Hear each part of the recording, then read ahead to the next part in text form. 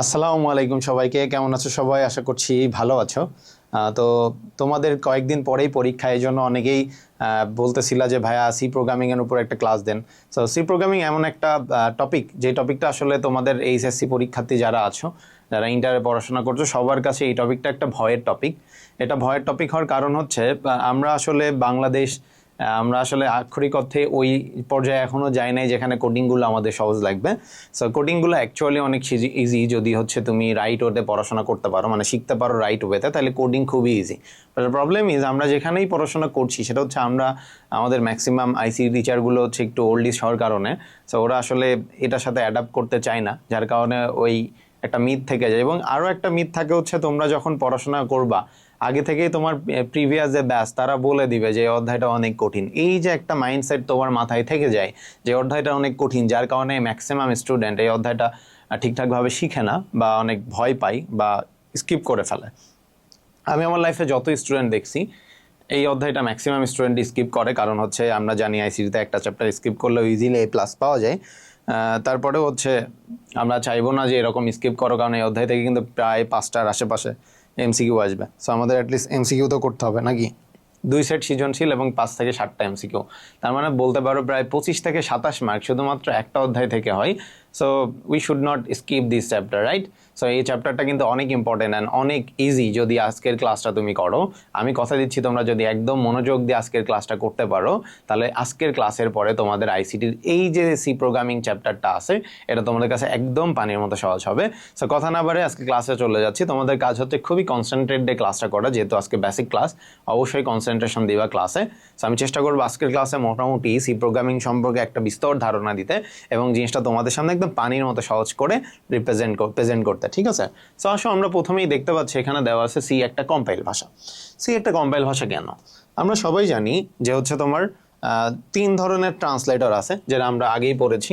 3টা ট্রান্সলেটর আছে, রাইট? বা অনুবাদক প্রোগ্রাম আছে। এর মধ্যে নাম্বার 1 হচ্ছে, একটা হচ্ছে কি ছিল, অ্যাসেম্বলার। নাম্বার 2 ছিল কি, কম্পাইলার। নাম্বার 3 ছিল কি বলতো, ইন্টারপ্রেটার। সো এই 3 ধরনের ট্রান্সলেটর আমার আসলে আছে, যেটা কম্পিউটার ইউজ করে। সো সি প্রোগ্রামিং যেহেতু একটা ভাষা, সো এই ভাষাও কিন্তু আমার কম্পিউটার বুঝতে পারে না। আমার কম্পিউটার শুধুমাত্র কি বুঝে, আমরা জানি কম্পিউটার শুধুমাত্র 0-1 বা বাইনারি ল্যাঙ্গুয়েজ বুঝে। বাইনারি ল্যাঙ্গুয়েজ বা যেটাকে আমরা আগে বলেছি যে বাইনারি ল্যাঙ্গুয়েজকে আরেকটা নাম কি নামে ডাকা হয়, মেশিন ল্যাঙ্গুয়েজ বলে ডাকা হয়। কেন বাইনারি ল্যাঙ্গুয়েজকে মেশিন ল্যাঙ্গুয়েজ বলা হয়? কারণ এই বাইনারি ভাষা মেশিন বুঝতে পারে, অন্য কোনো ভাষা কিন্তু মেশিন বুঝতে পারে না। দ্যাটস ওয়াই বাইনারি ল্যাঙ্গুয়েজের আরেকটা নাম হচ্ছে মেশিন ল্যাঙ্গুয়েজ বা কম্পিউটারের ভাষাও বলা হয়ে থাকে। এখন এই যে কম্পিউটারের ভাষা, বাইনারি ল্যাঙ্গুয়েজ বা মেশিন ল্যাঙ্গুয়েজ 0-1 ছাড়া কিন্তু কিছু বুঝতে পারে না। তো আমরা সি প্রোগ্রামিং যেটা করবো সেটা কিন্তু 0-1 না, দ্যাট মিনস এটাও কম্পিউটার বুঝতে পারবে না। তাহলে কম্পিউটারকে বোঝানোর জন্য আমার কি লাগবে?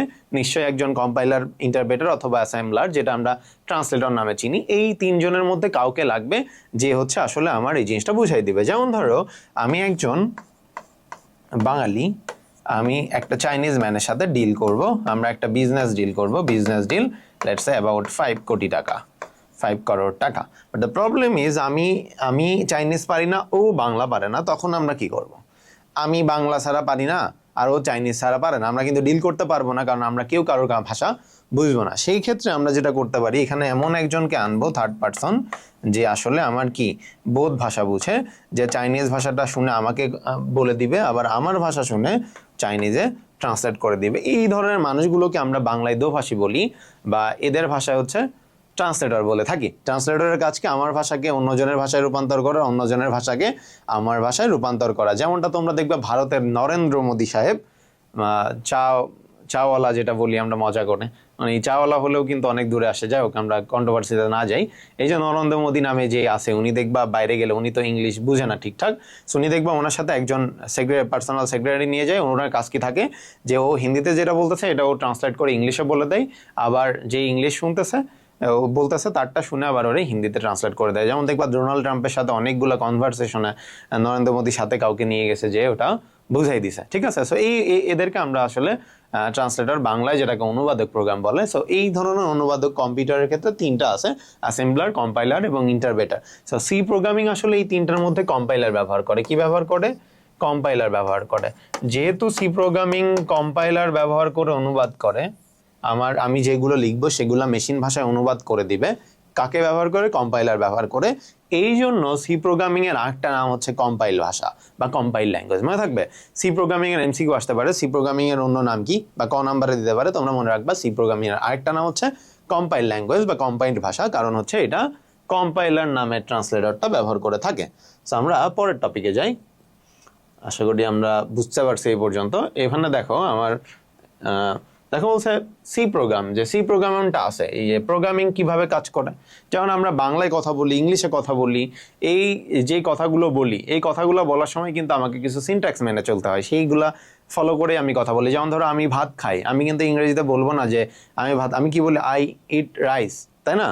তো আমি কিন্তু বলি না আই রাইস ইট, এখানে একটা সিনট্যাক্স ফলো করতে হয়। সিমিলারলি সি প্রোগ্রামিং দিয়ে যখন আমরা কোনো কিছু লিখবো বা কোনো কমেন্ট করবো, তখন আমাদের কিন্তু কিছু জিনিস মেনটেন করতে হবে। সি প্রোগ্রামিং যখন আমরা করব, তখন আমরা এই সি প্রোগ্রামিংটা কিসের সাহায্যে কাজ করে মনে রাখবো, অনেকগুলো ফাংশনের সাহায্যে কাজ করে। আমি খুব বেশি পেঁচাবো না, আমি হাতে লিখছি না, কারণ হচ্ছে তোমাদের অনেক টাইম ওয়েস্ট হবে, সেই জন্য আমি এখানে নর্মালি আগের ক্লাসগুলো দেখছো আমি হাতে করাইছি অনেক কিছু, বাট এটাও করাবো একটু পরে। বাট এই লেখাগুলো দ্রুত করার জন্য আমি এখানে স্লাইড দেখিয়ে দিচ্ছি। যে দেখো আমার এখানে বলছে সি প্রোগ্রামিং অনেকগুলো ফাংশনের সাহায্যে কাজ করে। কিসের সাহায্যে? ফাংশনের সাহায্যে। এখন সি প্রোগ্রামিং এ যে ফাংশন জিনিসটা কি, দেখো এখানে 3টা ফাংশনের এক্সাম্পল দেওয়া আছে, স্ক্যানএফ, প্রিন্টএফ, গেটসিএস। এইগুলো প্রত্যেকটা একটা ফাংশন। এখন তোমরা ফাংশন কিভাবে বুঝবা যে ভাইয়া কোনটা ফাংশন? আর এটা না বুঝতে পারলে তো আমি বুঝবো না কোনটা ফাংশন কোটে, কারণ অনেক টাইপের জিনিস আছে। দেখো এখানে অনেকেই ভুল করে যে এফ আছে তাই মনে হয় ফাংশন। না, কখন আমরা বুঝবো কোনো কিছু ফাংশন? যদি কোনো কিছু শেষে সেমিক্লোন থাকে। এই সেমিক্লোন থাকলে আমরা বুঝে যাব এটা একটা ফাংশন। দেখবা প্রত্যেকটা ফাংশনের শেষে একটা সেমিক্লোন থাকবে, তাহলে আমরা বুঝতে পারতেছি এইগুলার ফাংশনের নাম সেমিক্লোন। এই সেমিক্লোন যদি থাকে আমরা বুঝে নিব এটা একটা ফাংশন। এখন এখানে যে ফাংশনগুলো আছে, এই জিনিসগুলো কিন্তু আমার বলো তো আগেই বলেছি যে সি প্রোগ্রামিং, এই যে যখন আমরা লিখবো স্ক্যানএফ, এই জিনিসটা কি কম্পিউটার বুঝতে পারবে? না, বুঝবে না। কিন্তু কম্পিউটার কি বুঝবে? 0 এবং 1। এখন এই জিনিসটাকে 0 1-এ কনভার্ট কে করবে? কম্পাইলার করবে। এখন কম্পাইলার কিন্তু আসলে জানে না যে স্ক্যানএফ এর মানে কি, প্রিন্টএফ এর মানে কি বা গেটসিএস এর মানে কি। এই মানেগুলো কিন্তু ও তোমাকে বলতে পারবে না। এখন ও এই মানে বোঝার জন্য কার কাছে যাবে? ও এই মানে বোঝার জন্য চলে যাবে হচ্ছে লাইব্রেরি ফাংশনের কাছে। কার কাছে? লাইব্রেরি ফাংশনের কাছে। লাইব্রেরি ফাংশন কি? যেখানে প্রত্যেকটা ফাংশনের কাজ কি সেটা লেখা থাকে। ঠিক আছে, আগেকার যুগে প্রোগ্রামিং অনেক টাফ ছিল, কারণ আমাকে প্রত্যেকটা ফাংশনের জিনিস আমার নিজে নিজে মনে রাখতে হতো। বাট এখনকার যুগে দেখবা 1 মাস 1.5 মাস ক্লাস করলে মানুষ প্রোগ্রামিং করতে পারে। কেন পারে? কারণ এখন আগে থেকেই কোন ফাংশনের কাজ কি সেটা কম্পিউটারকে আগে থেকেই বলা থাকে, যার কারণে আমাকে এতগুলা জিনিস মুখস্থ করতে হয় না। তাহলে মনে রাখবা ফাংশনের সাহায্যে সি প্রোগ্রামিং কাজ করে, এটা তো বুঝছি। এখন এই ফাংশনগুলো কোথায় লেখা থাকে, কোন ফাংশনের কাজ কি, আমার ইউজার যদি কমেন্ট, ধরো লেটস আমি এখানে স্ক্যানএফ লিখবো, স্ক্যানএফ লিখলে আমি বুঝতেছি এটার কাজ হচ্ছে ইনপুট নেওয়া। বাট কম্পিউটার কি বুঝতেছি স্ক্যানএফ মানে কি? ইনপুট নেয়। এটা কি কম্পিউটার বুঝতেছে না? তখন কম্পিউটার কি করবে? কম্পিউটার যাবে হচ্ছে লাইব্রেরি ফাংশনের কাছে। এই যে কম্পাইলার তখন যাবে যে ভাইয়া আমার যে ইউজার সে লিখছে হচ্ছে স্ক্যানএফ, আমি এটা মানে কি বুঝবো? বা আমি লিখছি প্রিন্টএফ, এটার মানে আমার কি হবে এটা আমাকে বলো, নাইলে তো কম্পিউটারকে বুঝাইতে পারবো না। এখন এই যে স্ক্যানএফ এর মানে যে ইনপুট নেওয়া, প্রিন্টএফ এর মানে যে আউটপুট দেখানো, এই জিনিসগুলো আসলে লেখা থাকে হচ্ছে লাইব্রেরি ফাংশনে। কোথায় লেখা থাকে? লাইব্রেরি ফাংশনে, যে এইটার কাজ কি, এটার কাজ কি, এটার কাজ কি। এখন প্রবলেম হচ্ছে যখন এইগুলো তো মাত্র 3টা ফাংশন দিছে, এরকম শত শত ফাংশন কিন্তু আমার সি প্রোগ্রামিং এ আছে। এখন এতগুলো ফাংশন কিন্তু আমার মনে রাখা পসিবল না। মনে রাখা পসিবল, এন্ড কম্পিউটার কিন্তু মনে রাখতেছে, রাইট? কোথায় মনে রাখতেছে? লাইব্রেরি ফাংশনে। এখন এতগুলো ফাংশনের মধ্যে লেটস আমি তোমাকে বলেছি যে অনেকগুলো চকলেট তোমাকে একসাথে করে একটা বক্সে দিয়ে বলছি যে এইখান থেকে ধরো পালস চকলেট বের করো। এখন তোমার কিন্তু এই পালস চকলেট খুঁজে বের করতে অনেক টাইম লেগে যেতে পারে, কারণ ওখানে হাজার হাজার চকলেট আমি তোমার জন্য রেখে দিছি। পালস চকলেটগুলো আলাদা করা তোমার জন্য টাফ হবে। তো এখন তুমি কিন্তু খুঁজে বের করতে তোমার জন্য অনেক টাফ হয়ে যাচ্ছে, রাইট? তো এইটার থেকে আমরা কি করি, যেমন আমরা এই যতগুলো ফাংশন আছে সবগুলো ফাংশনের কাজ কই লেখা থাকে? Library function. এখন লাইব্রেরি ফাংশনে যে এতগুলো জিনিস লেখা থাকে, যখন কম্পাইলার ওর কাছ থেকে খুঁজতে যায়, যেহেতু এখানে অনেকগুলো ফাংশনের মধ্যে থেকে খুঁজতে হবে, তখন কিন্তু একটু টাইম কনজিউম হয়। অ্যান্ড আমরা জানি যে আমরা যদি একটা ক্লিক করে সেই ক্লিকের অ্যান্সার পাইতে লেট হয়, এই ল্যাগ ভাব হয়, তাহলে কিন্তু আমরা ওইটা করতে চাই না, কারণ মানুষ এখন অনেক ফাস্ট, সব কিছু দ্রুত চাই। তো আমরা যেন এই জিনিসগুলো অনেক দ্রুত করি, এই জন্য কি করা থাকবে দেখো, আমি আবার বলতেছি অনেকগুলো ফাংশনের সাহায্যে আমরা কাজ করব। এই ফাংশনগুলো কোনটার কাজ কি এটা কই লেখা থাকে? লাইব্রেরি ফাংশনে। কম্পাইলার সেই লাইব্রেরি ফাংশনে গিয়ে জানতে পারে যে এটার কাজ কি, এটার কাজ কি, এটার কাজ কি। এখন এতগুলো ফাংশন লাইব্রেরি ফাংশনের মধ্যে খুঁজে বের করতে ওর কিন্তু কষ্ট হয়ে যেতে পারে। যেমন ধরো সহজ ভাষায় যদি আমি তোমাদেরকে একটা এক্সাম্পল দিই, লেটসে তোমাদের ড্রিম হচ্ছে লেটসে ঢাকা ইউনিভার্সিটিতে চান্স পাওয়া। যেহেতু আমি ঢাকা ইউনিভার্সিটিতে পড়ি, আমি ঢাকা ইউনিভার্সিটির এক্সাম্পলই দিলাম, অন্য কারোর অন্য ড্রিম থাকতে পারে, এটা দিয়ে আবার কষ্ট পাও না, ঠিক আছে? ধরো তুমি বুয়েটে মেডিকেলে ঢাকা ইউনিভার্সিটি বা রুয়েট কুয়েট চুয়েট যেখানেই যেতে চাও, লেটসে আমি আমার ড্রিম ঢাকা ইউনিভার্সিটিতে চান্স পাওয়া, ঠিক আছে? এরকম আমার মতো ধরো আরও আমার 500 স্টুডেন্ট আছে, বা আমার 500 স্টুডেন্ট আছে, ধরো ওই 500 স্টুডেন্টের ড্রিম কি আমি একটু সংক্ষেপে বলি। ধরো 500 জন স্টুডেন্ট আছে, এই 500 স্টুডেন্টের ড্রিম কি? না, কম নেই, একটু কম স্টুডেন্ট নেই, ধরো 50 জন স্টুডেন্ট আসো, এই 50 জন স্টুডেন্টসের ড্রিম হচ্ছে কোথায় চান্স পাওয়া? ধরো ডিইউতে চান্স পাওয়া। এখন আমি যেহেতু ডিইউতে পড়ি, আমি কিন্তু গাইড দিতে পারবো। এই 50 জন ধরো আমার কাছে আসতেছে যে ভাইয়া আমার ড্রিম তো অমুক জায়গায় চান্স পাওয়া, আমি কেমনি কি করবো? এখন আমি কিন্তু ওদেরকে একটা গাইডলাইন দিতে পারবো। কিন্তু ব্যাপারটা হচ্ছে দেখো, একা যদি আমি 50 জনকে হ্যান্ডেল করতে যাই, আমি কি পারবো? পারবো, বাট এখানে একটা প্রবলেম হচ্ছে, অনেক স্লো কাজ হবে। যে আমি 50 জনের একজনের প্রবলেম সলভ করে আরেকজন করে করতে গেলে আমার জন্য একটু টাইম কনজিউম হবে, যেটা স্টুডেন্টের জন্য ক্ষতিকর। সো এই জায়গা থেকে বাঁচার জন্য আমি কি করতে পারি? দেখলাম যে 50 জন স্টুডেন্ট তো আমি একা হ্যান্ডেল করতে পারবো না, আমি টোটাল 10 জন স্টুডেন্ট নিয়ে আসলাম যারা ঢাকা ইউনিভার্সিটিতে পড়ে, 10 জন ডিইউ স্টুডেন্ট আনলাম।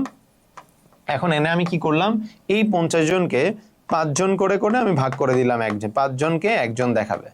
এখন দেখো, আগে যখন আমি একাই 50 জন হ্যান্ডেল করতেছিলাম, তখন কিন্তু আমার 50 জনকে হ্যান্ডেল করা অনেক হ্যাসেল এবং টাইম কনজিউমিং ছিল। আমি যখন এই 50 জনকে আরও আমার মতো আরও 10 জন টিচারের আন্ডারে দিয়ে দিলাম, তখন কিন্তু আমার জন্য কষ্ট হচ্ছে না। তার মানে আমি কিন্তু দ্রুত কাজ করতে পারবো, বুঝাইতে পারছি? যেমন ধরো বাংলাদেশ খুবই একটা ছোট্ট দেশ, তাই না? এই দেশেরও দেখবে 8টা বিভাগ করছে, 64টা জেলা ভাগ করছে। কেন করছে? তার 8টা বিভাগে কেন ভাগ করছে? কারণ হচ্ছে যেন খুলনার কাজ খুলনাতে করা যায়, ঢাকাতে করা না লাগে, বরিশালের কাজ বরিশালে করা যায়, ঢাকাতে না আসা লাগে। কারণ এতগুলো কাজ যদি একটা সেন্টার থেকে করতে যায়, তাহলে কিন্তু মিসম্যাচ ম্যানেজমেন্ট হবে, টাইম কনজিউমিং হবে। এর থেকে সবগুলো ভাগ করে দিছে যেন সবাই সবার মতো আলাদা করে ফাংশন করতে পারে। সিমিলার কাজটা এই যে আমরা এতগুলো ফাংশনের জিনিস কই লেখা আছে? লাইব্রেরি ফাংশনে। এখন একবারে যদি সবকিছু লাইব্রেরি ফাংশন থেকে এভাবে খুঁজে বের করতে যাই, তাহলে কিন্তু আমার জন্য টাইম কনজিউম হবে। তখন আমি কি করবো? দেখো, আমি আগেই বলেছি 50 জন স্টুডেন্টকে আমি ঢাকা ইউনিভার্সিটির অনেকগুলো স্টুডেন্টের আন্ডারে ভাগ করে দিলাম, আমি একা না দেখায়, যাতে টাইম সেভ হয়। সো আমরা কি করব? এই যে লাইব্রেরি ফাংশন, এই লাইব্রেরি ফাংশনের ফাংশনগুলোকে ভাগ করব কার আন্ডারে? হেডার ফাইলের আন্ডারে। কার আন্ডারে? Header file. দেখো, এই যে আমি যেগুলো বুঝাচ্ছি এগুলো কিন্তু অনেক কিছু উল্টাপাল্টা আমি শুধু বলতেছি যাতে তোমরা জিনিসগুলো বুঝতে পারো, এর সাথে কিন্তু অঙ্কের রিলেভেন্সি নাই, জাস্ট বোঝানোর জন্য আমি নিচ্ছি। যেমন ধরো হেডার ফাইলটা আমি বোঝানোর জন্যই এতগুলো কথা বলতেছি। হেডার ফাইল কি? ধরো এই ফাংশনগুলো একসাথে লেখা থাকলে ওটা আমার খুঁজে বের করতে টাফ হবে, সেখানে আমি কি করব? লাইব্রেরি ফাংশনগুলো অনেকগুলো হেডার ফাইলের আন্ডারে ভাগ করে দিব। যেমন আবার চলে আসি, 50 জন স্টুডেন্ট আমার কাছে আসতো, আমার একা হ্যান্ডেল করা হ্যাসেল ছিল, এই জন্য আমি আরও 10টা স্টুডেন্ট আনছি, সেই 10 জন স্টুডেন্টের আন্ডারে একজন 5 জন করে করে পড়াবে, এরকম ভাগ করে দিছি। সো এই যে লাইব্রেরি ফাংশনে যতগুলা, লেটসে 100 জন আছে, এই 100 জনকে আমরা হেডার ফাইলের আন্ডারে এক ভাগ করে দিব। তাই লাইব্রেরি ফাংশন মানে কি ধরতে পারো? ধরো তোমরা যতজন স্টুডেন্ট আছো সবাই হচ্ছে লাইব্রেরি ফাংশন, আর হেডার ফাইল কি? এক একজন ভাইয়া যে তোমাদের গাইড করবে। একটা ভাইয়া 5 জনকে গাইড করবে, একজন ভাইয়া 10 জনকে গাইড করতে পারে, একজন ভাইয়া একজনকেই পারে, যার ক্যাপাসিটি যেরকম। তো এইভাবে আমি কি বুঝাইতে পারছি? অনেকগুলো ফাংশনের সাহায্যে সি প্রোগ্রামিং কাজ করে। এই ফাংশনগুলো কোথায় লেখা থাকে? Library function. এবং লাইব্রেরি ফাংশনে এতগুলো জিনিস খুঁজে বের করতে কম্পাইলারের কিন্তু অনেক সময় লাগতে পারে। এই জন্য কম্পাইলার কি করে? এই মানে লাইব্রেরি ফাংশনকে আরও কি করা হয়েছে? অনেকগুলো হেডার ফাইলের আন্ডারে ভাগ করা হয়েছে, যাতে একা হ্যান্ডেল না করা লাগে। যেমনটা আমি একা হ্যান্ডেল না করে অনেকগুলো ভাইয়া এনে দিলাম তোমাদেরকে, যাতে সে তোমাদেরকে আলো স্মুথলি তাড়াতাড়ি দেখাতে পারে। তো আমরা এই লাইব্রেরি ফাংশনগুলোকে অনেকগুলো হেডারের আন্ডারে ভাগ করব, যে এই হেডার ফাইল এই এই এই ফাংশনগুলোর কাজ করে, এই হেডার ফাইল এই ফাংশনের কাজ করে, যাতে আমার কোনো একটা হেডার ফাইলের কাজ হইলে আমরা শুধুমাত্র তার কাছেই যাই। যেমন ধরো এখানে বলছে, যেমন এখানে আমার একটা হেডার ফাইল, দেখো 2টা হেডার ফাইলের কাজ এখানে লেখা আছে। একটা ধরো এই যে include.studio, আর এটা হচ্ছে কোনিও। এটা অনেকে বলবে যে স্টুডিও, এটা কিন্তু স্টুডিও না, এটা মনে রাখবা, এটা হচ্ছে stdio, stdio, stdio, not studio, not studio, ঠিক আছে? স্টুডিও কিন্তু না, stdio। সো এটা একটা হেডার ফাইল। এখানে 2টা হেডার ফাইল আছে, আরো একটা একটু পরে আমরা দেখব। যেমন ধরো এই যে stdio.h, এইটা যে হেডার ফাইল আমরা কিভাবে বুঝবো? কোনো কিছু যে হেডার ফাইল এটা আমরা কেমনে বুঝবো? দেখো কোনো কিছু শেষে যদি .h থাকে, কি থাকে? .h থাকে, তাহলে আমরা বুঝে নিব এটা হেডার ফাইল। মনে থাকবে, কোনো কিছু শেষে যদি .h থাকে আমরা বুঝে যাবো এটা একটা হেডার ফাইল। যেমন ধরো এখানে .h আছে, তার মানে আমরা বুঝে যাবো এটা হেডার ফাইল। ঠিক আছে, তাহলে দেখো ইনক্লুড stdio.h একটা হেডার ফাইল, ইনক্লুড conio.h একটা হেডার ফাইল, যেহেতু এখানে .h আছে। আমরা আশা করি বুঝতে পেরেছি।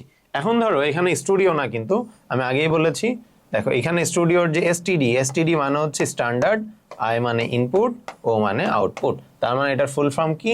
Standard input output, include standard input output dot header file. এখানে কোনিওরও দেখো, এখানে con কন, এখানে এ ভুলে লিখছে, কন মানে হচ্ছে কনসোল। কি কন মানে কনসোল, আই মানে তো আমরা জানি ইনপুট, ও মানে আউটপুট। তার মানে conio.h মানে কি? Console input output dot header file. আমরা আশা করি হেডার ফাইল বুঝতে পেরেছি।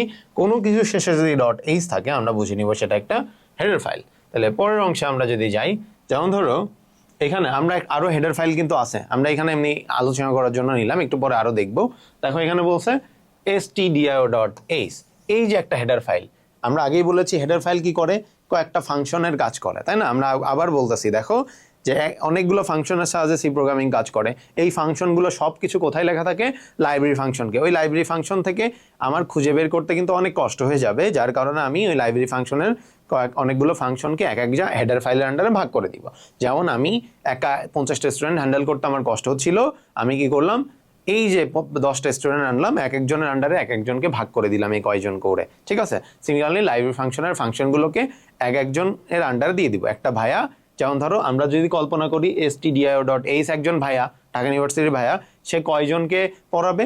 এই 4 জনকে পড়াবে। মনে রাখবা stdio.h 4টা ফাংশনের কাজ করে। কয়টা ফাংশন? 4টা ফাংশনের কাজ করে। ঠিক আছে, কোন 4টা ফাংশনের কাজ করে? দেখো একটা বলছে scanf, একটা printf, একটা getS, একটা puts। এখানে s যে বলছে, s মানে হচ্ছে স্ট্রিং। কি বলেছে? স্ট্রিং। স্ট্রিং কি আমরা একটু পরে এমনিতে আলোচনা করব, যার কারণে এখানে বলবো না। স্ট্রিং কি একটু পরেই আমরা দেখতেছি। তাহলে মনে রাখবা এই 4টা ফাংশন, এই 4টা ফাংশন কিভাবে বুঝছে আবার বলতো? লাস্টে সেমিক্লোন থাকলে আমরা কি বুঝে নিব? ফাংশন। সেমিক্লোন থাকলে আমরা কি বুঝবো? এটা একটা ফাংশন। তাহলে এই যে 4টা ফাংশন আমরা দেখতে পাচ্ছি, এই ফাংশনগুলোর কাজ কার কাছে যাইতে হবে? stdio.h এর আন্ডারে যাইতে হবে। যে একজন ভাইয়া আছে, ভাইয়ার নাম কি? stdio.h। এই ভাইয়াটা কয়জনকে পড়াবে? এই 4 জনকে পড়াবে। ঠিক আছে, মনে থাকবে? এটা কিন্তু মুখস্থ রাখতে হবে, নাহলে কিন্তু পারবে না। এই 4 জনের আন্ডারে কাজ করবে। ওকে, তাহলে এখন আসো, কোনিও নামে যে ভাইয়া আছে, কোনিওর আন্ডারে 2টা ফাংশন কাজ করে। কয়টা ফাংশন? 2টা। এখন conio.h নামে যে ভাইয়া আছে, ও 2 জনকে গাইডলাইন দেবে। কোন 2 জনকে? getCS, একটা হচ্ছে CLR SCR। এখানে CLR মানে কি? এখানে CLR মানে হচ্ছে ক্লিয়ার। কি? ক্লিয়ার। আর SCR মানে কি? Screen, clear screen. ঠিক আছে, ক্লিয়ার স্ক্রিন মানে কি বলতো? স্ক্রিনকে মুছে ফেলো। আমরা স্ক্রিন কখন মুছে ফেলবো? যখন আমার কাজ শেষ। আমার যখন এই কাজ প্রোগ্রাম করা শেষ, আমার ধরো একটা হোয়াইট বোর্ডে আমি সবকিছু লিখছি, তখন আমার লেখা শেষ, তোমরা তোলা শেষ, আমরা কি করব? মুছে ফেলবো। সিমিলারলি এখানে ক্লিয়ার স্ক্রিন কখন ইউজ করবো? যখন আমার প্রোগ্রাম করা শেষ হবে। তাহলে দেখো, এই যে প্রোগ্রাম যখন শেষ করব, প্রোগ্রাম শেষ করার জন্য আমরা এই দুইটার যে কোনো একটা ব্যবহার করবো। এই দুইজনের কাজ কি? প্রোগ্রামকে শেষ করা। কি করা?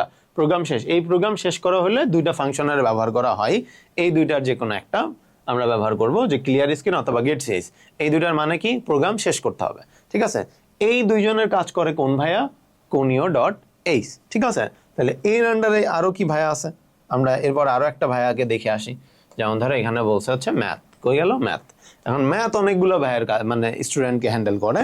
সো এতগুলো স্টুডেন্ট আমরা এখন লিখবো না, আমরা বোঝানোর জন্য দিছি এখানে। যেমন ধরো স্কিউআরটি মানে হচ্ছে স্কোয়ার রুট। এই যে স্কোয়ার রুটের কাজ, এরকম স্কোয়ার রুটের কাজ কে করে? math.h করে। এখানেও দেখো .h আছে, তার মানে এটা হেডার। POW মানে হচ্ছে পাওয়ার বোঝায়, যেমন এই যে এটা সাইন থিটা কস থিটা, এই টাইপের কাজ যদি আসে, মনে রাখবা যখন কোনো ম্যাথমেটিক্যাল থাকবে, ম্যাথমেটিক্যাল মানে ইকুয়েশন বা ম্যাথ রিলেটেড কোনো কাজ থাকবে, তখন আমরা ইনক্লুড math.header ফাইলটাকে আনবো। ম্যাথ হেডার ফাইলটা কখন আসবে? যখন স্কোয়ার রুট, পাওয়ার, এগুলোর কাজ যখন আসবে। ঠিক আছে, আরো অনেকগুলো হইলে আসে, আমরা আপাতত বোঝানোর জন্য এগুলো দিয়েছি। মনে রাখবে স্কোয়ার রুট আর পাওয়ার পারলেই হবে। এই নিচে 2টা মনে না রাখলেও হবে, এই 2টা জাস্ট মনে রাখো। ঠিক আছে, এগুলো মনে রাখলে হবে। ঠিক আছে, তাহলে math.h কখন কার কাজ করে? ম্যাথমেটিক্যাল কোনো টার্ম যখন আসবে তখন math.h আসবে। এখন আমার পুরো অঙ্কে কিওয়ার্ড আছে 32টা। কয়টা? 32টা। এতগুলো আমার মনে রাখা সম্ভব না, আমরা আসবো মাত্র 4টা শেখাবো তোমাদেরকে। এই 4টা পারলেই তোমরা মোটামুটি এইচএসসিতে যত ধরনের ম্যাথ আসে সব ম্যাথ তোমরা কভার করতে পারবা। যেমন ধরো প্রথমে বলছে আইএনটি।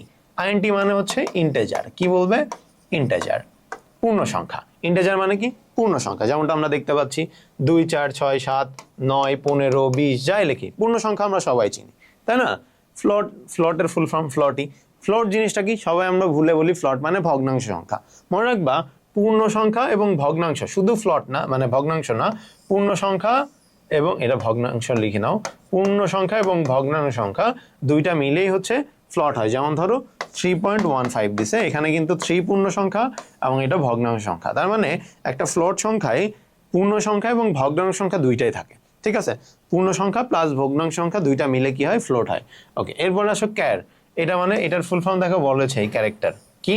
ক্যারেক্টার। ক্যারেক্টারকে সংক্ষেপে আমরা CHAR বলে থাকি। ক্যারেক্টার কি? যেমন ABCDEFG এগুলো হচ্ছে এক একটা ক্যারেক্টার। তাহলে স্ট্রিং কি? স্ট্রিং দেখো ABC বল। এবিসি মানে কিন্তু এবিসি কিন্তু একটা ওয়ার্ড। এবিসি মানে হচ্ছে প্রাথমিক জ্ঞান। এবিসি মানে কি? একটা প্রাথমিক জ্ঞান, বেসিক নলেজ, ঠিক আছে? যে আমরা ধরো বললাম he doesn't know ABC of football, ফুটবলের কোনো কিছুই সে বুঝে না, এটা বুঝাইতে আমরা এবিসি ইউজ করি, ঠিক আছে? তাহলে আমরা স্ট্রিং জিনিসটা যদি সহজ ভাষায় বলি, ধরো আমরা এবিসিডি যেগুলো বলতেছি এগুলো হচ্ছে এক একটা ক্যারেক্টার বা লেটার। আর স্ট্রিং কি? স্ট্রিং হচ্ছে এই ক্যারেক্টারগুলোকে একসাথে করে আমরা যখন কোনো মিনিংফুল কিছু পাবো, ঠিক আছে? মিনিংফুল কোনো ওয়ার্ড পাবো, আমরা যদি ইংরেজিতে একটা অ্যালফাবেটকে ক্যারেক্টার বলি, তাহলে একটা ওয়ার্ডকে বলবো হচ্ছে স্ট্রিং। যেমন ধরো ব্যাট, ক্যাট, অরেঞ্জ, এই যে আমরা এই যে CAT, এগুলো কিন্তু প্রত্যেকটা এক একটা ক্যারেক্টার। এগুলোকে একসাথে করে আমরা মিনিংফুল কিছু পাইলাম, যে বিড়াল, ব্যাট, বল, এইগুলো হচ্ছে আমার স্ট্রিং। আশা করছি তোমরা এই পর্যন্ত বুঝতে পেরেছ, তাই না? ইন্টেজার, ফ্লট, ক্যারেক্টার, স্ট্রিং এগুলো সবই তোমরা আশা করি বুঝতে পেরেছ, ঠিক আছে? তাহলে আমরা পরের টপিকে যাই। এখন এই চার অপারেটর আমরা জানি, এটা নিয়ে আমরা এখন ডিসকাস করছি না। অপারেটর আমরা জানি যে প্লাস, মাইনাস, গুণ, ভাগ, এগুলো হচ্ছে আমার অপারেটর। সো এই অপারেটরগুলো মনে রাখ, এগুলো এটা আমার লাগবে না, এটা আপাতত না জানলেও হবে।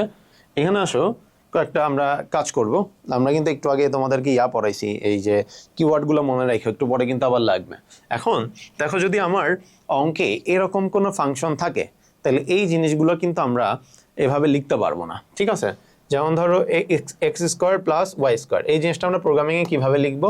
আমরা এরকম লিখতে পারি x into x plus y into y, এভাবে লিখতে হবে। যেমন ধরো আমি যদি আরেকটা এক্সাম্পল দিই, ধরো এ কিউব দিছে, এই জিনিসটা কিন্তু আমরা এভাবে লিখতে পারবো না প্রোগ্রামিংয়ে। প্রোগ্রামিংয়ে এভাবে সাপোর্ট করে না। তাহলে কীভাবে লিখতে পারি?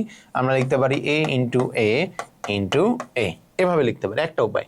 আরেকটা উপায় কি? আরেকটা উপায় হচ্ছে আমরা লিখবো হচ্ছে পাওয়ারের কাজ করবো। পাওয়ার দিয়ে ব্র্যাকেটে কি এ, উপরে পাওয়ার যাবে কত? 3, কমা দিয়ে সেটার নাম লিখবো। যেমন ধরো এরকম যদি থাকতো x9, তাহলে আমরা কি করতাম? পাওয়ার x, 9। তাহলে আমরা এভাবেও মানে যেমন গুণ করে করতে পারি অথবা পাওয়ারের কাজ দিয়ে করতে পারি, তোমার ইচ্ছা, ঠিক আছে? যেমন ধরো এখানে আমার এটা আছে, মনে রাখবে যে a ডিভাইডেড বাই b, এটা আমরা প্রোগ্রামিং এভাবে করতে পারবো না। আমাকে কিভাবে করতে হবে? স্লাইস দিয়ে a স্ল্যাশ b, যেমনটা এখানে দেখো এভাবে করতে পারবো না। আমরা কি করতে হবে? c/5 সমান সমান f মাইনাস 32/9, এভাবে করতে হবে। অর্থাৎ আমরা ভাগও এভাবে করতে পারবো না, মনে থাকবে? এবার আসো এইটা, এই যে স্কোয়ার রুট, এটা আমরা প্রোগ্রামিং এভাবে লিখতে পারবো না। যেমন ধরো এটা দিছে, এটা আমরা এভাবে লিখতে পারবো না। কিভাবে লিখতে হবে? SQRT দিয়ে কি আছে 3, সেটা এভাবে লিখতে হবে। যেমনটা এখানে খেয়াল করো, স্কোয়ার রুটকে আমরা কি লিখবো? SQRT দিয়ে কে আছে S ইন্টু, দেখো এইখানে গুণ থাকলে আমরা কি করবো জানো? প্রোগ্রামিং এভাবে দিব, একটু পরে আমরা আসবো। গুণ থাকলে আমরা সেটাকে প্রোগ্রামিং এ স্টার মার্ক এরকম দিতে হয় গুণকে, ওকে? তাহলে আমরা দেখো, তাহলে আমরা গুণ করবো কাকে? S মাইনাস A, এখানেও কিন্তু গুণ আছে, তাহলে আমরা সেটা দিয়ে দিতে হবে। S মাইনাস B, এখানেও গুণ আছে, তাহলে আমরা লিখবো S মাইনাস C, ঠিক আছে? আশা করছি তোমরা বুঝতে পারছো, ঠিক আছে? যে আমরা স্কোয়ার রুট, পাওয়ার বা হচ্ছে ডিভাইডেশনের কাজগুলো কিভাবে করতে হতে পারে। ওকে, দেখো সি প্রোগ্রামিং এর সাথে আমরা যে ছোটবেলা থেকে যেগুলো শিখছি তার কিছু ডিফারেন্স আছে।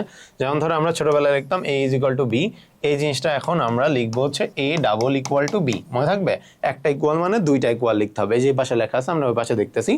যদি এরকম থাকে a is not equal to be, a is not equal to, মনে রাখবা প্রোগ্রামিং এ একই সাথে একাধিক কমান্ড করা যায় না, আলাদা লিখতে হয়। তখন আমরা লিখবো a ইজ ইকুয়াল, আচ্ছা আগে একটা জিনিস বলি, যদিও তোমরা একটু পরেই পাবা। আমরা কিন্তু 3.2 তে পড়েছি অর গেট, অ্যান্ড গেট এবং নট গেট। এই তিনটা জিনিস আমরা পড়েছি। এই তিনটা জিনিস প্রোগ্রামিংয়ে কিভাবে দেখাবো, অর অ্যান্ড নট, এই লজিকগুলো আমরা কিভাবে এক্সপ্রেস করব। অর এক্সপ্রেস করব আমরা এইভাবে, যদি এরকম দুইটা দাগ দিই তাহলে আমরা বুঝবো এটা অর গেট। অ্যান্ড বোঝানোর জন্য আমরা এভাবে দুইবার অ্যান্ড সাইন দিব, আর নট বোঝানোর জন্য এরকম একটা এক্সক্লেমেটরি চিহ্ন দিয়ে দিব, ঠিক আছে। সো আমার এখানে যেমন বলতে নট বোঝানোর জন্য আমরা কি করবো, এরকম দিয়ে কি আছে, নট ইকুয়াল বি, অর্থাৎ একসাথে দুইটা দেওয়া যাবে না, আলাদা করে দিতে হবে।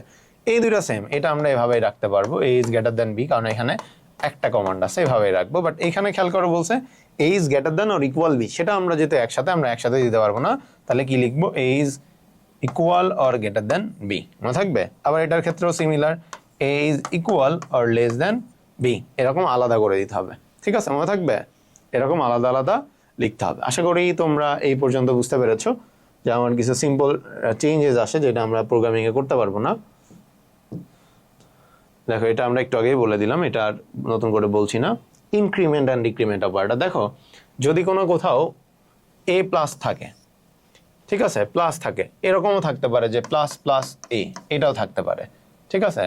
এরকম যদি থাকে তাহলে বুঝবা এটা এক করে বাড়াইতে বলছে। কত করে বাড়াইতে বলছে, এক করে, ঠিক আছে। এই যে দেখো, বা ধরো আই দিছে, আই প্লাস প্লাস, অথবা বলছে যে প্লাস প্লাস আই, এই দুটা কিন্তু সেম জিনিস, একই কাজ করবে। এটা বলে পোস্ট ইনক্রিমেন্ট, এটা বলে প্রি ইনক্রিমেন্ট, ঠিক আছে। সো ইনক্রিমেন্ট অপারেটর কি, ধরো এ এর মান বলছে 2, আর যদি এরপরে এটা বলে দেয় তাহলে আমরা বুঝে নিব 2 এর পরে 3 হবে, তারপরে 4 হবে, তারপরে 5 হবে, 6 হবে, 7 হবে, এভাবে বাড়তে থাকবে। আর আমরা কিন্তু এটা বুঝতেই পারছি, মাইনাস দিছে, তার মানে এটা আবার চাইলে আমরা মাইনাস মাইনাস এও লিখতে পারি, ঠিক আছে, একই জিনিস, প্রি আর পোস্ট। এটা যদি থাকে, যেমন ধরো এ এর মান দিছে হচ্ছে 10, ডিক্রিমেন্ট মানে এই যে মাইনাস মাইনাস মানে এক করে কমবে, তাহলে কি হবে, 10 এর পরে 9 হবে, 9 এর পরে 8 হবে, 8 এর পরে 7 হবে, 6 হবে, 5 হবে, 4 হবে, এভাবে কমতে থাকবে, ঠিক আছে। ইনক্রিমেন্ট মানে বাড়বে প্লাস প্লাস, আর ডিক্রিমেন্ট মানে কমবে মাইনাস মাইনাস, ঠিক আছে। এরপরে আসো আমরা ডাটা টাইপ দেখি। দেখো আমরা একটু আগে তোমাদেরকে হচ্ছে কি বলেছিলাম, ডাটা কি, এই যে একটু কিওয়ার্ড বলেছিলাম একটু আগে, ভুলে গেছিলাম।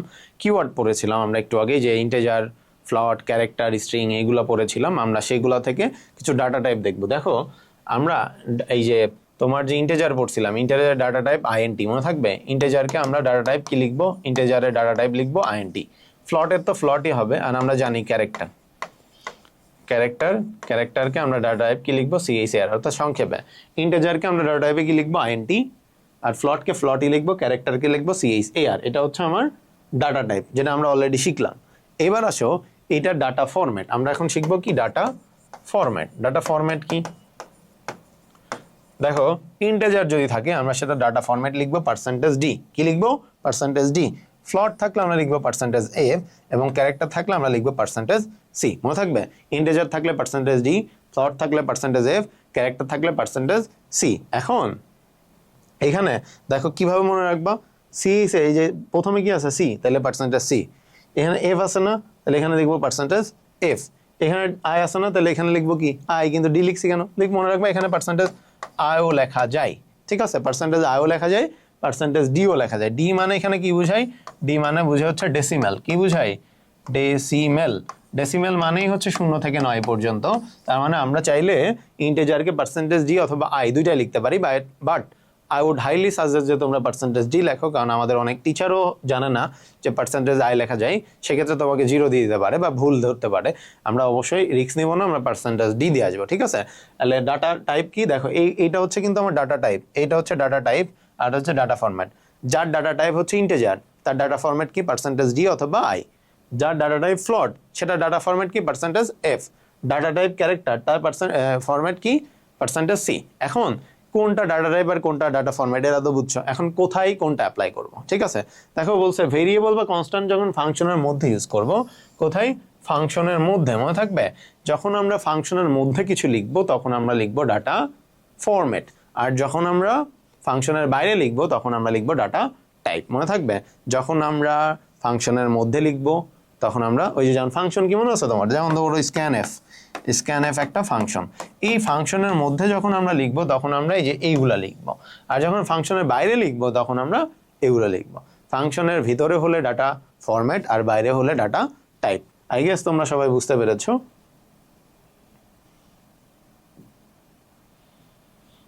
ওকে, এখানে খেয়াল করো, আমরা দুইটা জিনিস খুব ইম্পর্টেন্ট, একদম সহজ, তোমাদের একদম বাচ্চাদের মতো এবিসিডি করে পড়ানো হচ্ছে, মনে রাখবা দুইটা জিনিস খুব জিন্দেগি উল্টে গেলে মনে রাখবা। ইনপুট নিতে হলে আমরা স্ক্যানএফ আনবো, কি আনবো, স্ক্যানএফ। যখনই আমাকে ইনপুট নিতে হবে আমাকে কোন কমান্ড করতে হবে, স্ক্যানএফ লিখতে হবে, ওকে। আর আমরা যখন আউটপুট নিব, আউটপুট নেওয়ার জন্য আমরা কি করব, প্রিন্টএফ, মনে থাকবে। ইনপুট নেওয়ার জন্য আমরা কি করব, স্ক্যানএফ, আর আউটপুট নেওয়ার জন্য আমরা কি করব, প্রিন্টএফ, ঠিক আছে। এই দুটো জিনিস মনে রাখবা। ইনপুট নিতে গেলে আমরা কোন ফাংশনের কাজ করি, স্ক্যানএফ এর কাজ করি, আর আউটপুট নিতে গেলে আমরা কার কাজ করি, প্রিন্টএফ এর কাজ করি, ওকে। এখন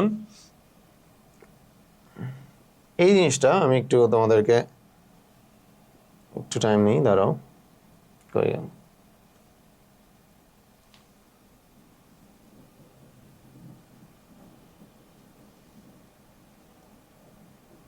ব্ল্যাঙ্ক নেই।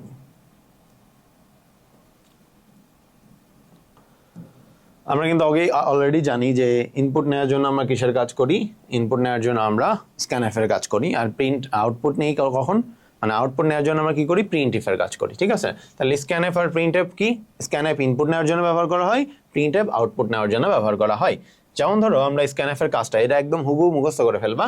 স্ক্যানএফ নেওয়ার প্রসেস কি, আমরা স্ক্যানএফ লিখবো, স্ক্যানএফ লিখে একটা ডাবল কোটেশন দিব, ডাবল কোটেশন দিয়ে আমরা এখানে কি লিখবো, ডাটা ফরম্যাট লিখবো, কি লিখবো, ডাটা ফরম্যাট। কোনটা, যদি আমার ইন্টিজার হয় পার্সেন্টেজ জি নিব, যদি আমার ফ্লট হয় পার্সেন্টেজ এফ নিব, ক্যারেক্টার হলে পার্সেন্টেজ সি নিব। তাহলে ডাটা ফরম্যাট লেখা হলে আমরা এখানে ডাবল কোটেশন দিব, দিয়ে একটা কমা দিব, কমা দিয়ে কি দিব, অ্যান্ড সাইন দিব, অ্যান্ড দিয়ে কি লিখবো, চলকের নাম লিখবো, কি লিখবো, চলকের নাম। আমি একটু লিখে দেখাইলাম এটা যেন ভুল না হয়, চলকের নাম লিখবো। চলকের নাম লেখা শেষ হলে আমরা ব্র্যাকেট দিয়ে একটা সেমিক্লোন দিব, ঠিক আছে।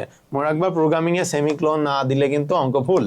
এই সেমিক্লোনের মানে হচ্ছে শেষ, ওই লাইনটা যে শেষ এটা বোঝানোর জন্য আমরা সেমিক্লোন ইউজ করি, যে ওইটার কাজ শেষ, ঠিক আছে। তাহলে আমরা প্রিন্টএফ এর কাজ করি এখন, প্রিন্টএফ। তাহলে আমরা লিখবো প্রিন্টএফ, প্রিন্টএফ দিয়ে আমরা এখানে ডাবল কোটেশন দিব, এখানেও আমরা কি লিখবো, ডাটা ফরম্যাট লিখবো, কি লিখবো, ডাটা ফরম্যাট। ডাটা ফরম্যাট লেখা হয়ে গেলে আমরা ডাবল কোটেশন দিব, কমা দিয়ে ডিরেক্ট চলকের নাম লিখবো, কি লিখবো, চলকের নাম, একবারে ডিরেক্ট লিখবো চলকের নাম, ঠিক আছে। এটা হচ্ছে এই দুটো জিনিস মনে রাখবো। একটা হচ্ছে স্ক্যানএফ, স্ক্যানএফের কাজ কি, ইনপুট নেওয়া, কিভাবে লিখতে হয়, স্ক্যানএফ লিখে double quotation, data format, double quotation শেষ, কমা অ্যান্ড দিয়ে চলকের নাম। আর একটা প্রিন্টএফ কি করব, ডাটা ফরম্যাট দিয়ে কমা দিয়ে চলকের নাম। ডিফারেন্স কি, ডিফারেন্স হচ্ছে আমরা এখানে অ্যান্ড সাইন হবে আর এখানে অ্যান্ড সাইন হবে না, ঠিক আছে। মনে রাখবা প্রিন্টএফে কোনো অ্যান্ড সাইন হবে না, স্ক্যানএফে হবে। দুইটা কিন্তু সেম, বাকি সব সেম। স্ক্যানএফ এবং প্রিন্টএফ ফাংশনের কাজ সেম, শুধুমাত্র স্ক্যানএফে অ্যান্ড সাইন হয় আর প্রিন্টএফে অ্যান্ড সাইন হয় না। এখন তোমাদেরকে অঙ্ক আরো সহজে বোঝানোর জন্য আমি তোমাদের সামনে এখন একটা ফরম্যাট দিব, ইউনিভার্সাল ফরম্যাট, যে ফরম্যাটটা তোমার সব অঙ্কে লাগবে, ঠিক আছে। যেমন ধরো আমরা যখন শিখেছিলাম, কি বলে, আমরা যখন HTML শিখেছিলাম তখন কিন্তু আমরা HTML body, table border almost সব অঙ্কে দিতাম, এবং HTML বডি সব অঙ্কেই দিতাম। টেবিল বর্ডার টেবিল থাকলে দিতাম, নাহলে দিতাম না। বাট HTML আর বডি কি প্রত্যেকটা অঙ্কেই আমার লাগতো না। সিমিলারলি আমি এরকম একটা ফরম্যাট দিয়ে দিচ্ছি যে ফরম্যাটটা তোমার সব অঙ্কেই তুমি বসাইতে পারবা, ঠিক আছে। যেমন ধরো আমরা এখানে একটা ইউনিভার্সাল ফরম্যাট লিখতেছি, ইউনিভার্সাল ফরম্যাট, যে ফরম্যাটটা তুমি প্রত্যেকটা অঙ্কে বসাই দিবা, এই প্রত্যেকটা অঙ্কে এই ফরম্যাটটা বসবে, ঠিক আছে। অন্য কিছু আসতে পারে এর সাথে, বাট এইটা সবসময় অঙ্কে থাকবে। যেমন ধরো প্রথমটা কি, দেখো আমরা প্রথমে একটা হেডার ফাইল আনবো, হ্যাশট্যাগ ইনক্লুড stdio.h, এই যে একটা হেডার ফাইল, ওকে। আরো একটা আনবো, হ্যাশট্যাগ ইনক্লুড conio.h, ঠিক আছে। এরপরে আমরা একটা মেইন ফাংশন দিব, এখানে একটা সেকেন্ড ব্র্যাকেট আনতে হয়, আমি সেকেন্ড ব্র্যাকেট ভালো আঁকাতে পারি না, তোমরা এটা আঁকাই নি, একটা শুরুতে একটা ওপেনিং একটা ক্লোজিং। এই যে অংশটুকু আমি বললাম include stdio dot H, include conio dot H আর মেন ফাংশন, এইটা আমার সব অঙ্কেই থাকবে। আর থাকবে নাকি, থাকবে না হচ্ছে আমরা এইখানে যেটা লিখব, এইখানে যা লিখবো এটা হচ্ছে কম্পাইলারের কাজ। কম্পাইলার কি করবে, এখানে কম্পাইলার অনুবাদ করবে।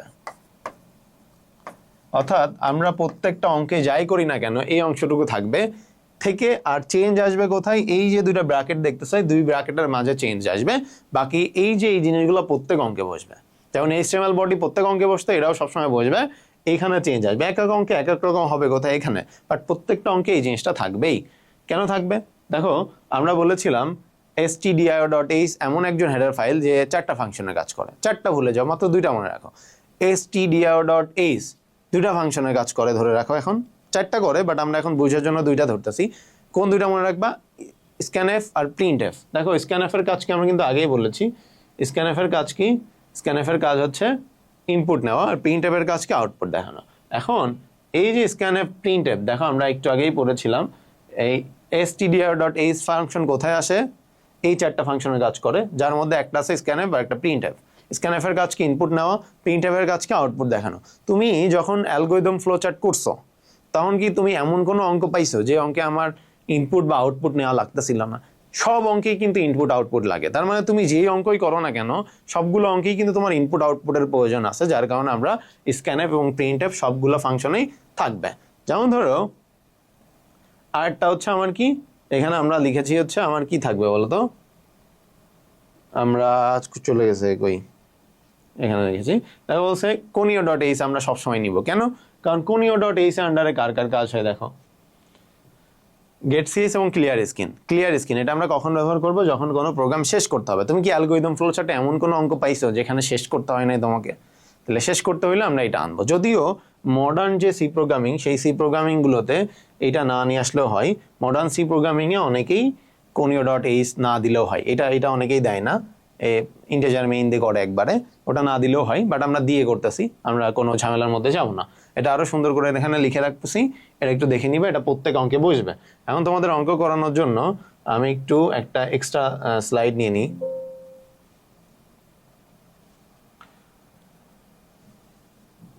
দেখো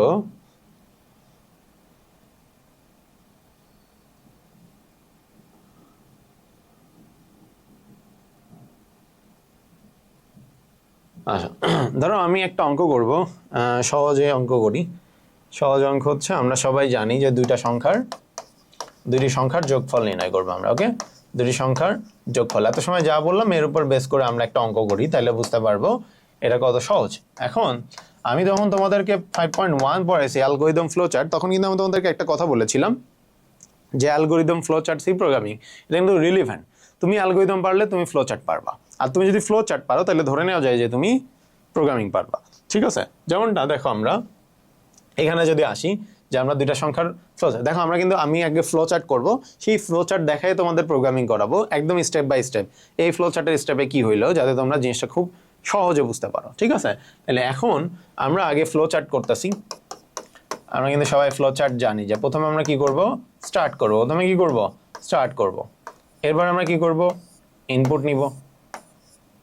ইনপুট, তাহলে ইনপুট নিব কাকে, ইনপুট নিব হচ্ছে, যেহেতু দুইটা সংখ্যা বলছে আমরা একটা সংখ্যা নিলাম এ আর একটা নিলাম বি। এরপর আমরা কি করি, আমরা জানি আমরা এখানে একটা প্রসেস করি। প্রসেস করব কি, সাম বের করব। আমরা সাম বের করার জন্য কি করব, এ আর বি কে আমরা যোগ করব। ঠিক আছে, এরপর আমরা কি করব, আউটপুট দেখাবো। আউটপুট দেখালে কি করব, আমরা প্রিন্ট করব কাকে, সামকে। এবং লাস্টে আমরা কি করব, স্টপ। এইটা মনে হয় আমরা সবাই জানি। ঠিক আছে, এখন এইটা দেখে দেখে আমরা এখন সি প্রোগ্রামিং করব। দেখো কত ইজি প্রোগ্রামিং। ঠিক আছে, সি প্রোগ্রামিং আমরা করি। দেখো এখন সি প্রোগ্রামিং যখন করব, আমি তোমাদেরকে আগেই বলেছি যে কোন কোন জিনিসগুলো তোমার সবগুলো অঙ্কে লাগে, মনে আছে? এই যে এই জিনিসগুলো আমরা প্রত্যেকটা অঙ্কে লাগবে। তাহলে আমরা এই জিনিসগুলো আগে বসে নিব, চোখ বন্ধ করে আগে বসে নিব। হ্যাশট্যাগ ইনক্লুড stdio.h, এরপর আমরা দিব হ্যাশট্যাগ ইনক্লুড conio.h। ঠিক আছে, এরপর আমরা কি নিব, মেন ফাংশন নিব। এটা মুখস্থ করে ফেলবা। ঠিক আছে, এটা তোমার সব অঙ্কে লাগবে, এটা তোমার প্রত্যেকটা অঙ্কেই লাগবে, এটা আমরা পরে দিই। প্রত্যেকটা অঙ্কে আমার এই প্রোগ্রামগুলো থাকবে। আমার সেকেন্ড ব্র্যাকেট অনেক বাজে হয়, আমারটা দেখো না তোমরা, সুন্দর করে একটু পরে যে স্লাইডে দেখো কিভাবে সেকেন্ড ব্র্যাকেট দেওয়া আছে ওভাবে দিবা। একটা হচ্ছে ওপেনিং, একটা ক্লোজিং। আমি সেকেন্ড ব্র্যাকেট পারি না, ছোটবেলা থেকেই আমার সেকেন্ড ব্র্যাকেট হয় না, উল্টাপাল্টা হয়। ওকে, তাহলে আমরা এই পর্যন্ত তো জানি সব অঙ্কে হবে, ঠিক আছে। তাহলে এখন আমরা যেহেতু স্টার্ট করতে বলেছি, এখানে স্টার্টটা কিভাবে করবা দেখো। যখন তুমি স্টার্ট করবা মনে রাখবা আমাকে প্রথমে চলক বা যে ধ্রুবক আছে কনস্ট্যান্ট বা ভেরিয়েবল সেটা আমাকে ডিক্লেয়ার করতে হবে, এবং তার আগে আমরা কোন ধরনের ডাটা নিয়ে কাজ করছি সেটা আমাকে বুঝতে হবে। যেমন দেখো দুইটা সংখ্যার যোগফল, ইমাজিন করো যে কোনো দুইটা সংখ্যা 5, 10, 15, 20, আমরা এটা তো সব পূর্ণ সংখ্যা, রাইট? যে কোনো দুইটা সংখ্যা কি পূর্ণ সংখ্যা না ভগ্নাংশ সংখ্যা? যে কোনো দুইটা সংখ্যাকে কিন্তু আমরা বুঝতে পারি যে এটা একটা পূর্ণ সংখ্যা। যেহেতু পূর্ণ সংখ্যা সেটা ডাটা টাইপ কি হবে বলো তো? ইন্টিজার। ইন্টিজার, তাই না? এটা একটা কিওয়ার্ড, এটার ডাটা টাইপ কি হবে? আইএনটি। কি হলো? আইএনটি, কারণ আমরা যে দুইটা সংখ্যা নিচ্ছি এই দুইটা সংখ্যা পূর্ণ সংখ্যা, যার কারণে আমরা এখানে ইন্টিজার দিলাম। আমরা কিন্তু একটু আগেই শিখেছি ইন্টিজার কখন আসবে, 1, 2, 3, 4, 5, 6 এরকম যখন পূর্ণ সংখ্যা আসবে। তাহলে আমরা প্রথমে ডাটা টাইপ ডিক্লেয়ার করলাম, তাই না, যে ইন্টিজার। এরপরে আমরা কি করব? এরপরে আমরা হচ্ছে চলক ডিক্লেয়ার করব। কি চলক? আমার ইনপুটে কয়টা চলক আছে? 2টা, এবং আউটপুটে আছে একটা, টোটাল 3টা। তাহলে একটা ইনপুটে কি আছে? এ কমা, একটা কি আছে? বি কমা, আউটপুটে কোন চলক নিয়ে কাজ করতেছে আমরা? সাম, সেটা আমরা বলে নিলাম। তাহলে আমরা কি বলবো? আমরা প্রথমে ডাটা টাইপ ডিক্লেয়ার করব, এরপরে কি করব? ইনপুট এবং আউটপুট ডিক্লেয়ার করব। ইনপুট ছিল এবি, আউটপুট ছিল সাম। এই যে আমরা নিলাম, এরপরে আমরা কি করব? এরপরে আমরা সেমিকলন দিয়ে দিব। কি দিয়ে দিব? সেমিকলন। কেন? কারণ আমি কিন্তু একটু আগেই ক্লাসে বলেছিলাম সেমিকলন মানে কি? শেষ। যেহেতু আমার এই লাইন শেষ, এটা বোঝানোর জন্য আমরা কি করলাম? এখানে সেমিকলন দিলাম। তাহলে আমার স্টার্টিং এরটা মনে হয় আমরা বুঝতে পেরেছি। দেখো এখানে আমার কি বলছে? এখানে আমাকে ইনপুট নিতে বলছে। ইনপুট নিতে গেলে আমরা কিন্তু আগেই বলেছি, ইনপুট নিতে গেলে আমরা কার কাজ করব? ইনপুট নিতে গেলে আমরা স্ক্যানএফ এর কাজ করব। কিসের কাজ? স্ক্যানএফ। তাহলে যেহেতু আমাকে ইনপুট নিতে বলছে, তাহলে আমরা কি লিখবো? আমরা লিখবো হচ্ছে স্ক্যানএফ। কি লিখবো? স্ক্যানএফ। স্ক্যানএফ দিয়ে আমরা কি বলেছি একটু আগেই? এই যে এটা একটু আগেই কিন্তু আমি লিখে দিছি যে আমরা কি করতে হবে? ডাটা ফরম্যাট লিখতে হবে, অ্যান্ড দিয়ে চলকের নাম লিখতে হবে। এই সেম জিনিসটা আমরা করবো। দেখো আমরা যেহেতু ইনপুট লিখতে বলেছে, তাহলে আমরা কি করবো? ডাটা ফরম্যাট লিখবো। এখন কোনটা ডাটা ফরম্যাট লিখবো? ডাটা, কোন ডাটা নিয়ে আমরা কাজ করছি? আমি কিন্তু অলরেডি বলেছি যে আমরা ইন্টিজার নিয়ে কাজ করতেছি। কি নিয়ে কাজ করতেছি? ইন্টিজার নিয়ে। তার মানে আমরা কিন্তু ইন্টিজারের ডাটা ফরম্যাট লিখবো। ইন্টিজার ডাটা ফরম্যাট কি? পার্সেন্টেজ ডি অথবা আই। আমরা পার্সেন্টেজ ডি নিচ্ছি, তাহলে নিলাম পার্সেন্টেজ ডি। কয়বার নিব? 2 বার। কেন 2 বার নিব? কারণ এখানে আমার ইনপুট আছে কয়টা? 2টা, এ আর বি। যদি আমরা 3টা সংখ্যা যোগ করতাম তাহলে আমরা পার্সেন্টেজ ডি 3 বার নিতাম, কারণ এ বি সি থাকতো তখন। যেহেতু আমার 2টা ইনপুট আছে, তাহলে আমরা পার্সেন্টেজ ডি 2 বার নিব। যেহেতু নেওয়া শেষ, তাহলে আমরা ডাবল কোটেশন দিয়ে কমা দিয়ে দিব।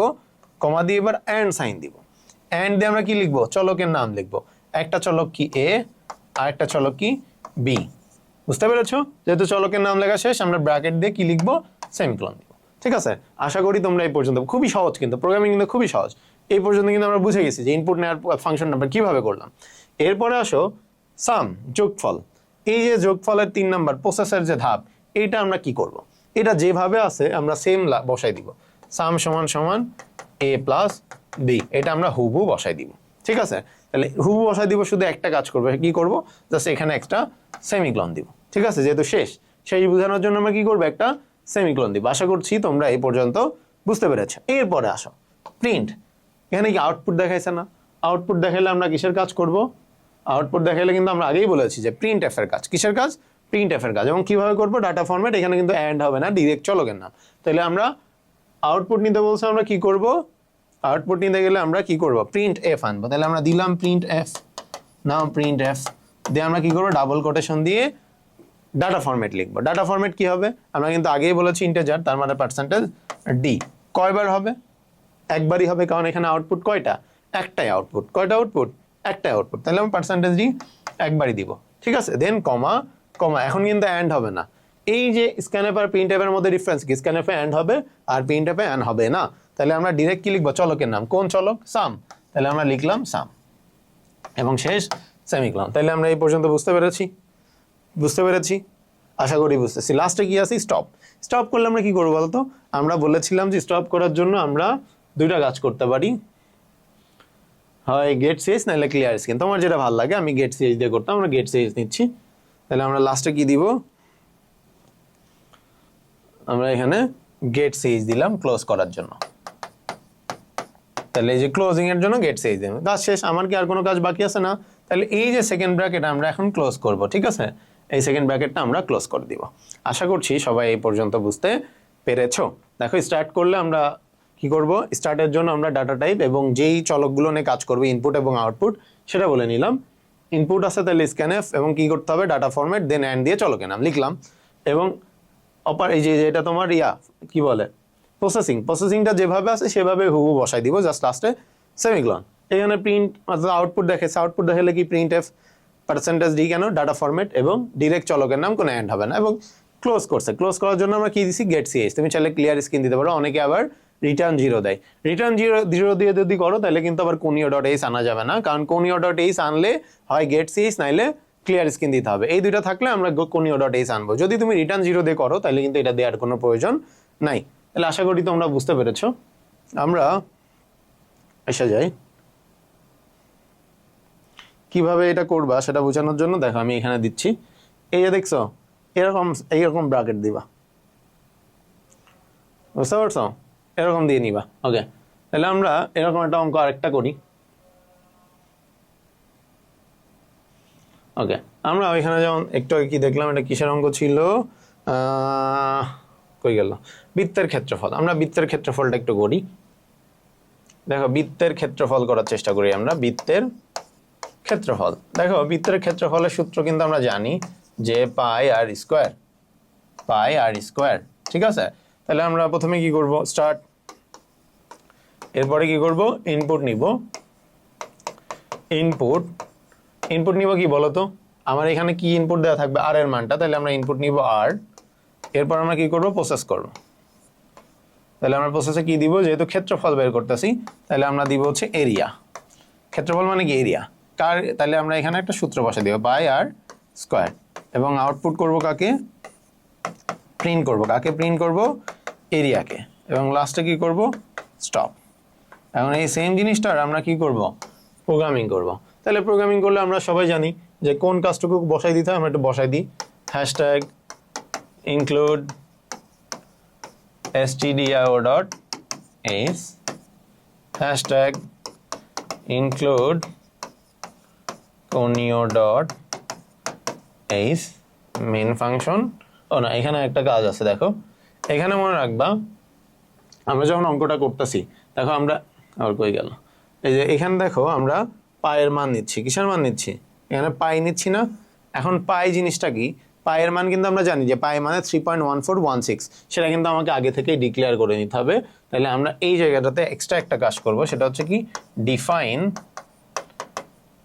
পাই মানে আমরা কত নিচ্ছি, 3.1416। ধরো তুমি কোনো একটা অঙ্ক করতেছো, এই অঙ্কে বলেছো এ এর সাথে 2 গুণ করলে বি এর মান পাবা, ঠিক আছে? এ এর সাথে 2 গুণ করে বি এর মান পাবা। এখন এ কত সেটা যদি তুমি না বলে দাও তাহলে কি কম্পিউটার বুঝতে পারবে? এ ধরো 3 এর সাথে 2 গুণ করতে হবে, এ এর মান যদি তুমি বলে না দাও তাহলে কিন্তু ওরা বুঝতে পারবে না। পারবে না। তার মানে তোমাকে কিন্তু আগে ওই জিনিসটা যেটা নিয়ে কাজ করতেছো সেটা কি, সেটা আগেই বলে নিতে হবে যে এই মানে তুমি 5 ধরতেছো না 10 ধরতেছো। সিমিলারলি যদি তোমার অঙ্কে, শুধু এটা না, যে কোনো অঙ্কে যদি তুমি এমন কোনো মান ধরো যেটার পূর্ব নির্ধারিত মান আছে, সেটা তোমাকে আগেই ডিফাইন করে বলে নিতে হবে। ডিফাইন a = 5, ডিফাইন b হচ্ছে 2, এরকম বলে নিতে হবে। যেহেতু আমরা পাই নিয়ে কাজ করতেছি, পায়ের মান 3.1416, এটা আমরা বলে নিলাম। এই এক্সট্রা কাজ এটা কিন্তু সবসময় থাকবে। আমার এক্সট্রা কি আসলো আরো এই অঙ্কে, পায়ের মানে কোনো নির্দিষ্ট মানে ধ্রুবক যদি থাকে সেটা আমরা বলে নিলাম। আরেকটা, তারপর আমরা কি করব, এরপর আমরা মেইন ফাংশন আনবো, দেন আমরা কি করব, কাজ করা শুরু করি। দেখি আমরা কিভাবে করব এটা।